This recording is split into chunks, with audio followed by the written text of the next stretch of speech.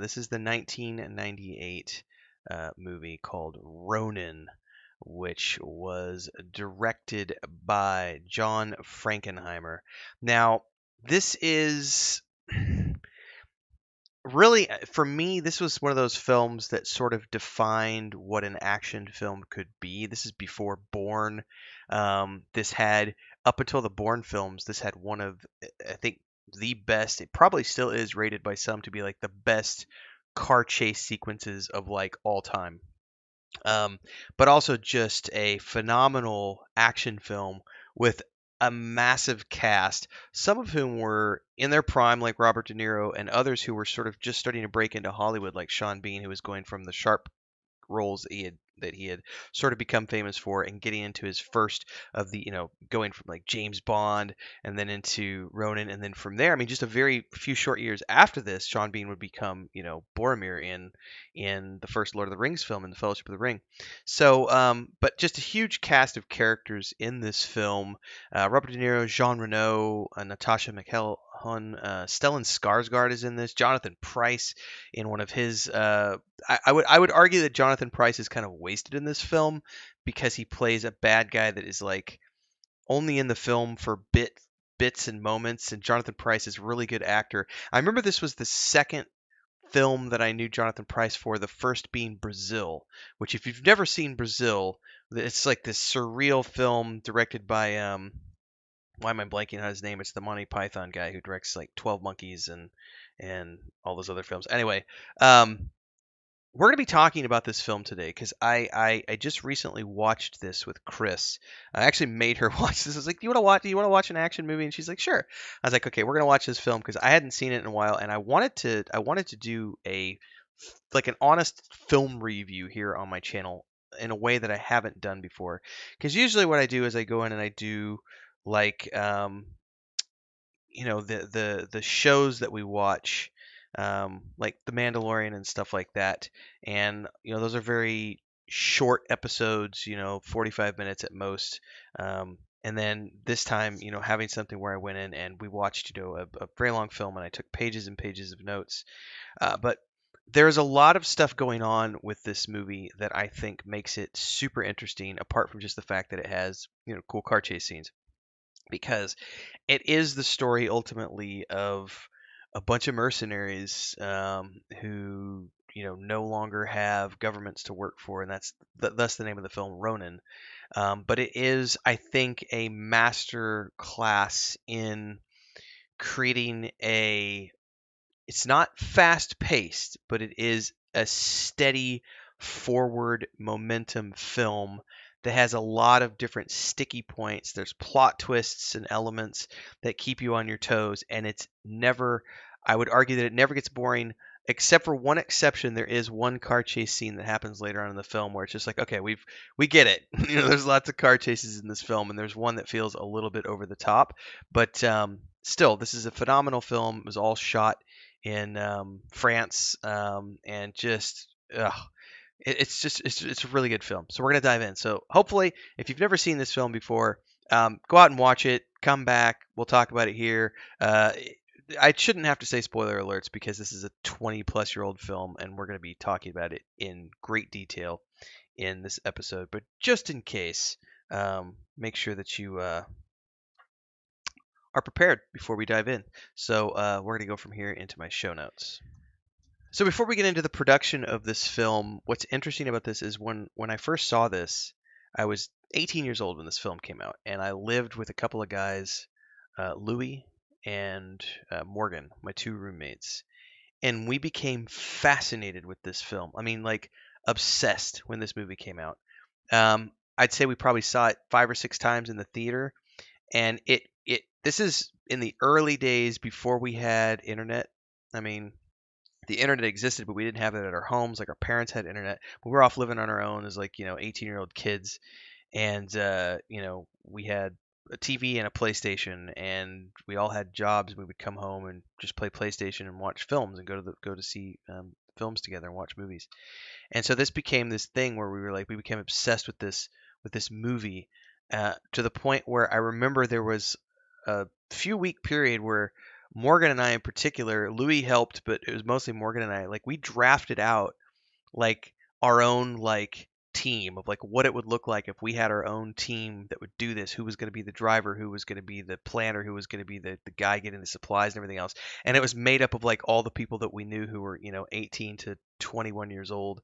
um you know it was just this thing that we became obsessed with. And I think that goes to show you the power of the storytelling that this film offered up, because it gave us that chance of saying, you know, we're really going to dive into this and role play these characters. I mean, nothing would have ever come of that because these are technically bad guys doing bad things. But it was just one of those things where it became an obsession for a summer for us, and just really, I think, had I chosen a different path in life, this was probably the film that would have got me into um, maybe pursuing acting as a living, because I really liked the way the characters are portrayed, and also just there's this element of screenplay writing here as well. What's really interesting about this, it was sort of a comeback for Frankenheimer. It was his fifth picture for United Artists. He originally chose the project because he said it had a very good script. It was the kind of movie he'd love to go see, a character-driven action picture. And he had done like Black Sunday and French Connection too, but it's not a CGI film. Um, it's a film about people, and it's like he said, it's not bigger than life, which I don't relate to that much. He said he also saw it as an opportunity to apply his broad knowledge and understanding of France, especially Paris, in which he resided for many years. He said that I would not have been able to do the film nearly as well anywhere else. Notably, his films The Train, Grand Prix, Impossible Object, and French Connection 2 were all shot in France as well. Many of the Ronin's crew members had worked with Frankenheimer on television films. Um, and he chose French cinematographer Robert Fries to help him achieve the look and style he wanted. It's just so everything was about filming stuff in France as much as possible. And according to Frankenheimer, it says French authorities helped him circumvent a strict Paris ordinance that prohibited film production from firing guns in the city because civilians had been complaining about gunfire noise produced by film shoots. Um, but they were able to boost France's reputation as a filming location after this. So, writer John David Zeke was a newcomer to film, and he actually conceived the idea of Ronin after reading James Clavell's novel Shogun at the age of 15, it says here. And I'm reading from the wiki, and then we're going to get into my show notes and everything else. Um, there is some differences of screenplay stuff. According to Zeke's attorney, playwright David Mamet was brought in shortly before production to expand De Niro's role and add a female love interest. Um, so there's some arguments about who got final credits, so on and so forth. Frankenheimer did make an open letter in 1998 stating that J.D. Zeke is unequivocally entitled to the first position screenwriting credit as well as a sole story credit he was awarded by the WGA. He deserves recognition for his contribution to this film, and I'm proud to work for him.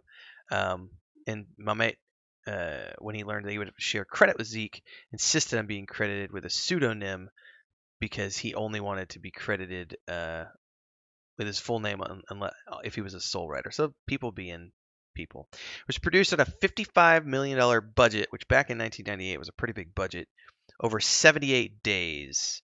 There was no second unit director. So it was Frankenheimer and cinematographer Robert Fries just on site for the whole thing. It's crazy stuff.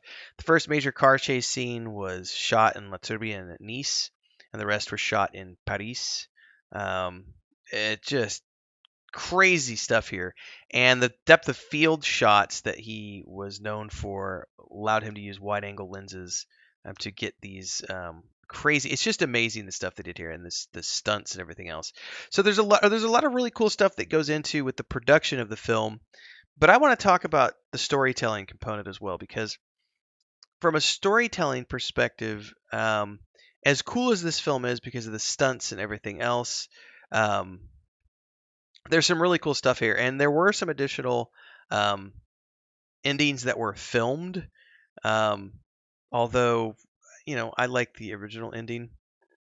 Um, and I think there was teasing of the fact that it could potentially get a sequel, but obviously the director passed shortly after, so it never got a chance to go from there. I think it could have gotten a sequel, but it was really, really awesome. So the name of the film is a reference to samurai who were hired mercenaries, after their masters were not around anymore. And the opening sequence in this film is, in my mind, one of the coolest opening shots because there's not really any dialogue that happens for the first few minutes of the film. It's a bar, there's people arriving at the bar. They're all you get the sense that they're all important characters in their own story because of the way they carry themselves, but also because they're all named actors. Like you see them arriving, so it's like, oh, we see Robert De Niro outside on the stairs casing the place. We see Jean Reno making his way in with a bag. We see Natascha McElhone. She's inside as like a bartender. Like all of these characters are coming in, and you recognize these as like name actors. So you know that something is going down here. It probably would have been a lesser impact if they had lesser actors, but they had known actors taking place or taking these roles, so it kind of puts you in the role of understanding that okay, something's going down here. But even if you didn't, I think it still would have been an impactful scene, maybe not as impactful, but it's just this sequence of people arriving at a bar. They're all kind of nodding at each other, like so. There's a recognition that they're all sort of conscious of their individual positions in this bar that's an actual operating bar. And then De Niro's character is like being way more cautious than the rest, and he's like casing the place out, reading the menu while he's looking inside, just going around the back and checking out the back entrance, and then stashing his pistol behind some milk crates in the back alley before he eventually makes his way in. And then there's this sequence where he's in there and he's ordering a drink, and he's speaking French, and he's acting like he's just a customer, and he's there after hours, and they're like, oh, we're closing. He's like, just one drink, one drink. And as they get there and they start to have conversations, he's like, "Where's the bathroom?" And he makes his way to the back, and he's doing this all in French. And as he goes back to the bathroom, he kind of like checks the door to the back alley where he dropped his pistol and like unlocks the door to the back alley. And then one of the workers sees him and he's like, no, the bathroom's over there. Oh, this isn't the bathroom. Oh, my bad. The bathroom's over here. And it was all just a ruse to make sure that that back door was open so that he could get out. And this does play out in the long term of the scene because as they're leaving together later on, he's like, she confronts him about, did you unlock that? He's like, yeah, I never walk into a place I can't walk out of. But it was just a really cool opening sequence where he gets back, and then the Natasha's character is like asking him questions as he drinks, and he's like, I don't understand. He's like, no, I don't speak English, so and so. She's like, no, no, we just talked to the guy in the wheelchair on the phone, and he said you're here. And then he switches to English and goes, oh, the guy in the wheelchair. Okay. So this is essentially, it's them getting together and meeting in this location, and they're all obviously operatives. Very cautious, different levels of cautious, of course. But then they have a mutual connection, get into a van, and they go to this warehouse where they meet the rest of the crew. And this is where we meet Sean Bean's character, Stellan Skarsgård's character, and we finally understand that they're all coming together for a job. And they're all here because they're going to get paid X amount of dollars. And it's not a lot. It's $5,000 per week for 4 weeks, minimum of 4 weeks, excuse me, with a 20K bonus. So you're going to get $40,000 for a month's worth of work. Considering the line of work that they're in, and the fact that they might not get more than one or two jobs per year like this, potentially more than that, but let's say they get a couple of jobs like this per year. That's not a ton of money. Like they're getting $40,000, they're risking their necks. There's a lot that could go wrong with this. It's all illegal. Everything they're doing is completely illegal. And even back in those days, that money wasn't that good. Like it was decent money, but it's not like, these guys are, you have to think about this. A lot of these ex-military types are coming out of, these positions, and they're no longer employed by the military, and they have no civilian skills whatsoever. None. Now, the modern military, complex that we have today spins out these huge mercenary groups that go off and, for the industrial military complex, Black Rock and all these other places. It's a lot different these days than it was back then. But it's a very interesting thing to talk about how it wasn't that much money. But I loved how, they're getting together and it's all about getting the gear together, getting the crew together, getting to know each other. They're all independent guys. Most of them are veterans, old hands, especially Sam and Vincent, who is Robert De Niro's character is Sam, and then Vincent is Jean Reno's character, and they're both old hands at this, veterans, and they hit it off right off the bat, sharing cigarettes and coffee, and there's an immediate sort of bonding between soldiers here. But then you've got like the fringe folks, you've got the driver who doesn't talk a lot, but he's good at his job, as everybody kind of trusts him. Jean Reno's character, Vincent, is like the local guy who's going to be able to get them all the cars and the gear they need. And then Sean Bean's character is very much like the newbie who's trying to act bigger than he is, talking too much, being aggressive, and everything else. There's also a lot of secrecy going on from Natasha's character of Deirdre. She doesn't want to let them in on what's going on. She doesn't want to tell them what's in the case. But they're getting gear. They're setting up. There's a meet that happens early on in the film. Ends up being an ambush, and they do survive. But in all of it, Sean Bean's character ends up just being over the top, adrenaline rush, talking too much, and then he ends up puking all over the place. And when they get back to the base, Sam's, Norbert De Niro's character, Sam, starts to, he's pissed at this point because he's like, you put me together with, this amateur. You're refusing to tell me what's in the case. You're talking about these cars. You don't know all the details of everything. You're asking me to risk myself, all this stuff. And he just drops this thing where he's like, if this is going to be amateur hour, I want $100,000 now and $100,000 of delivery. And he just, boom, ultimatum. He goes from, making 40,000, 20,000 now, 20,000 upon delivery, or 5,000 a week. Goes from making $40,000 to saying, I want 200 grand. If this is what you're going to make me put up with, if we're going to get ambushed, if I'm going to be working with amateurs like him, you're not going to tell me any of the details, and I'm going to be risking my neck for no knowledge, I want $200,000. And Deirdre is actually like, let me make a call. So she goes off to make a phone call to figure out about that money. And then there's a confrontation between Robert De Niro's character and Sean Bean's character. And Deirdre comes back. You'll get your money. Don't worry about it. So they're going to get, and he's like, not just for me, I want it for everybody. But this guy's also off the team. So Sean Bean's character, they let him go. And they're just like, you get paid for your time, up to date, but you're off. Don't talk to anybody about it. We'll come after you. And then the guys that left are going to get 100, they're going to get 200,000 apiece.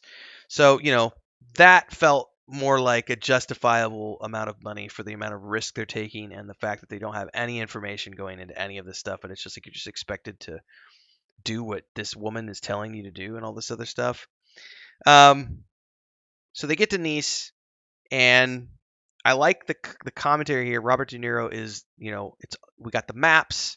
We've got the route, we've got all this stuff, but he's like, the map is not the territory. The map is not the territory. We need to actually see the terrain. We need to get eyes on, hands on, go down on the streets. And this is great because it's pre-internet days, so we're not talking, you can't do Google Maps and all this other stuff. So it's literally, we got to go down the streets and like see the lay of the land. So, they do a night scout. There's some banter, roadside checkup, prep time. There's all of this recon that they did, which comes into play during this initial confrontation where they're going to get the case, right? So they've planned everything out. They have done all this stuff. Hang on, I'm checking my notes here real quick. I don't know that I wrote it down here, but there was a scene here. I think it happens here during the scouting session. They like go to this hotel where the guys are staying, and they want to like see their reaction and check if they're professionals or not. And so Robert De Niro and Sam's character and Deidre's character are pretending to be like a couple, and they go in and they're like they're having somebody take their pictures like they're tourists, and the whole time the guys are in the background with some girls, and like Robert De Niro is like, oh, let me take a picture with you, and they're doing all this stuff so he can get pictures of all the guys, and then he walks out and like puts a sign up against a luggage cart and then pays a guy to like take my luggage upstairs. And as the sign falls over and hits the ground, he watches the reaction time of all the guys and like takes all the pictures. It was a really cool like recon scout shoot, like old school tactics, that were done, just the way he manipulated the situation. It was really cool, which allows them to understand these guys are professionals. So by the time they get to the actual moment where they're going to get the case from the guys, um, this is such an amazing sequence of events because they have a car chase sequence. There's missiles and guns and just it's nonstop action for several minutes as they're like taking out the various cars and car chase through the countryside. Um, the guy in the Audi, the shootout in the city.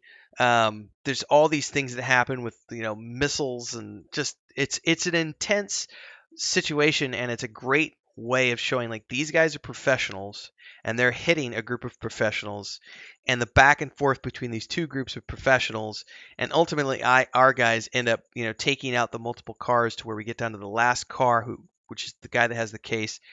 And we get in there, and then we find out that one of the guys, who is Stellan Skarsgård character, ends up betraying the whole group. And like as all the chaos is going on, takes the real case, stuffs it in a bag. I'm hit. I'm hit.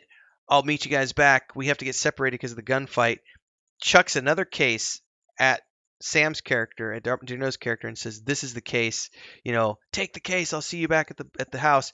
Runs off, and as they're running off together, Robert De Niro's character and the driver's character, or Vincent's character, I think it was. I forget who it was who he was with.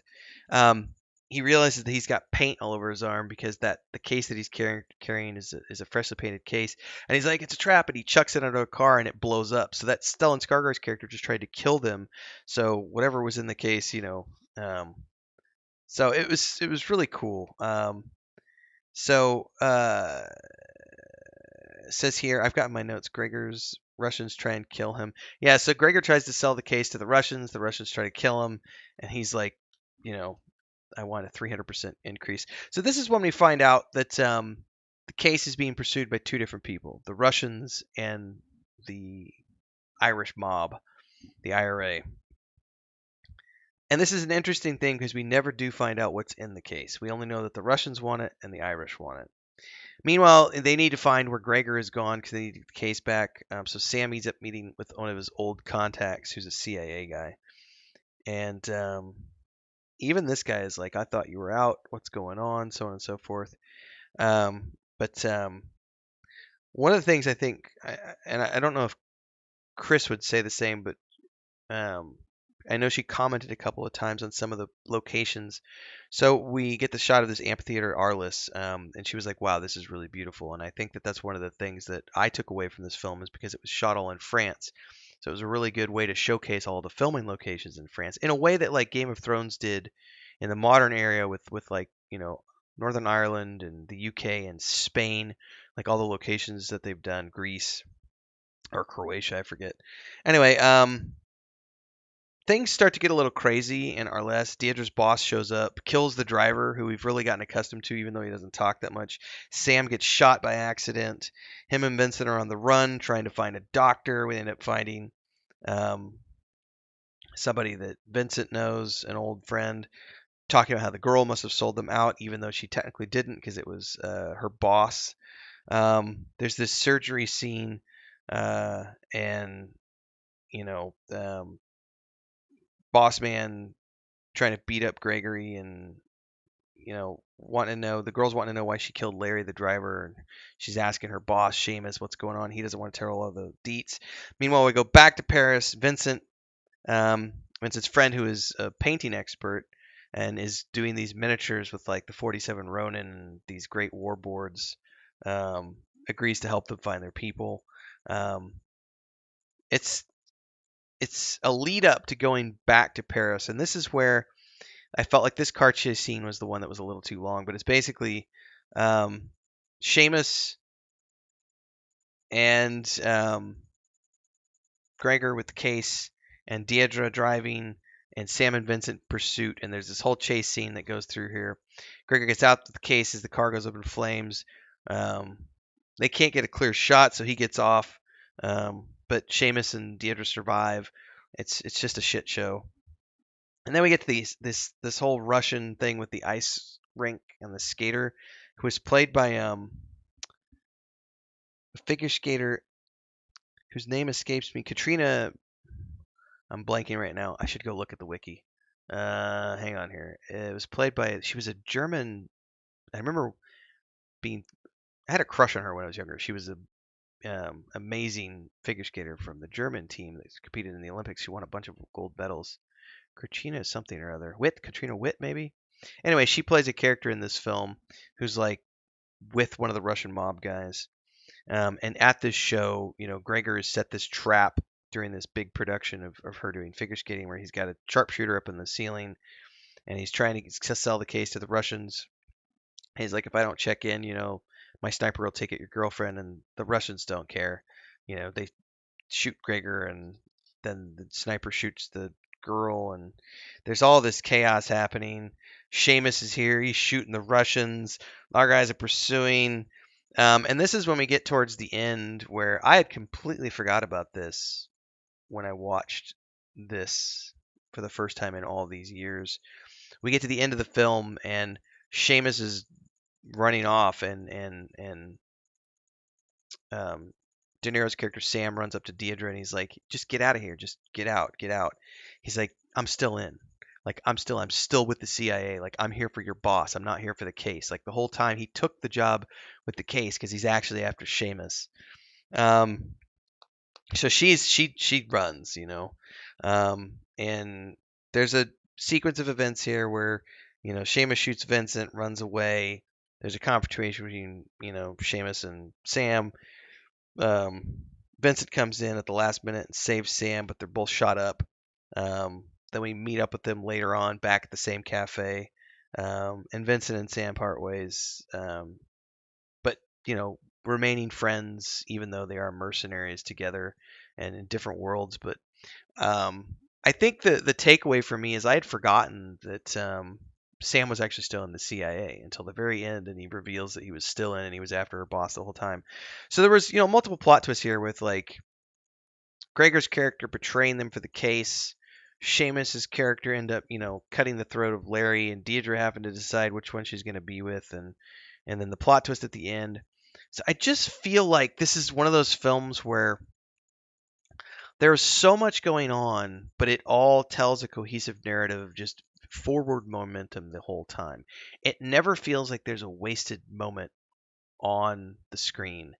And between the aerial shots of all of these beautiful locations in France, to the diners and cafes that they meet at, to the car chase scenes through the streets of Nice and Paris and so on and so forth, to the countryside car chase scenes they're doing on these narrow country roads, to the amphitheater shots and everything else, it is a beautifully shot film. The dialogue is pretty bare bones because it's mostly just about the mission, and these are all just dudes doing a job. So it's not like there's this hard plot to follow along with. I think even Chris, because English is not her first language and she watches things with subtitles, um, the only part where she actually had me pause and asked questions was the the scene where Gregor switches out the cases is very quick. And in English, it's easy to pay attention to what's going on because you're not reading subtitles. And so you can see the switch happening between the cases and him shoving the case in the black bag and then the other case.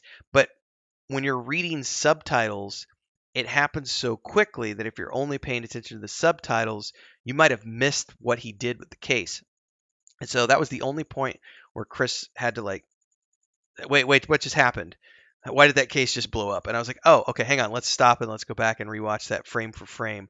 But otherwise, this is one of those films that's really easy to follow because it's not complex Quentin Tarantino dialogue. This is not, it's not Shakespeare. This is a very straightforward, simple, and yet I find elegant story of a bunch of guys who come together to do a job. Some of them are, veterans, some of them aren't. We established very early on that, if we're going to play amateur hour, we want more money. If we're going to be doing this like professional, then here's the things we're going to do. And then, okay, this is how the professionals operate. Um, I'm glad that they didn't go with the second or third film endings that they did. Um, because I really liked the vagueness of this ending that we got, where you never find out what's in the case. Um, so and Sam and Vincent get to part of good terms. Deidre gets away, and one of the endings that they filmed, one of the test endings, you see IRA men um, dragging her to a van and calling her a traitor, and it's implied that she's killed, which kind of sucked.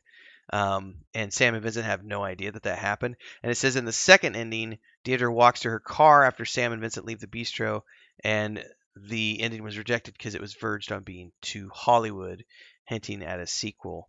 Says Frankenheimer yielded to the test audience's response with a compromise ending. Said, with the tremendous investment MGM and UA had in this movie, you have to kind of listen to the audience. So we gave them a somewhat vaguely Hollywood ending with Sam and Vincent. And the very final shot is Vincent's character walking up the stairs, narrating kind of, you know, um, this is the way it is for us soldiers that live like this. Um, yeah, critical reception. I think that there's a cinematic analysis here on the wiki where it talks about how the MacGuffin of the briefcase, important but unknown. And Roger Ebert kind of criticized it to the case from Pulp Fiction from a few years earlier, and also from The French Connection, um, and so on and so forth. There's also some similarities between Ronin's opening scene and Tarantino's Reservoir Dogs scenes, in which a group of professional killers who have not yet met before assemble in a cafe. Obviously, it's kind of like a heist film, but I don't know. It's a little bit different. I think over the years, the film has aged pretty well. It does say here that the car chases were included on several media outlets' list of the best depicted on film. CNN said it was number 2, Time had it at number 12, Fandango number 6, so on and so forth. Um, some have said that Mission Impossible's Fallout chase scene was inspired by Ronin. There's also some great stuff that happened in the Bourne films that came later that I think pay homage to some of the elements of this film. In any case, this is not like, where you look at, say, the Bourne films being super action packed with lots of hand to hand combat and stuff. This is not the case. These are old veterans who are all in like their 40s, and they're not in like peak physical condition. Like, they all smoke cigarettes and drink coffee, and like the driver's fat and got a big old belly on him, and Robert De Niro actually criticizes one of the guys at some point for smoking too much, even though he also smokes cigarettes during the thing. But they're all just old veterans, and it's all about spycraft and gunplay and planning and planning and planning and planning and executing as best you can, as opposed to physical combat. There's a scene here where when they're setting up the first attack to try to get the case, they actually put some like he puts firecrackers in some bushes across this square, so that when they actually stop the cars for the first ambush and the guys get out and there's a firefight, they start. It sounds like sounds like firing is coming from over here, so the guys turn around to start doing defensive fire over there, and that allows Robert De Niro's character to like step out and get them from behind. So there's a lot of strategy and planning that goes into this, and plus all the way they plan how to take out a superior force, because there are more guys, there are more cars, and so it's all about that lay of the land and getting down in there to plan everything out and strategize so that they can take 5 cars down to one and get the case without losing any of their own men in the process. So that's one of the reasons I love this film is because of just the way that it's all about the strategy and planning as opposed to just running in and doing, these huge gunfight sequences or action sequences that are like hand-to-hand combat. Because the Bourne movies are fun, but there's a lot of stunt play in those films and CGI and stuff, and this is all practical. This is all practical. So, um, if you haven't watched this film, I would highly recommend it.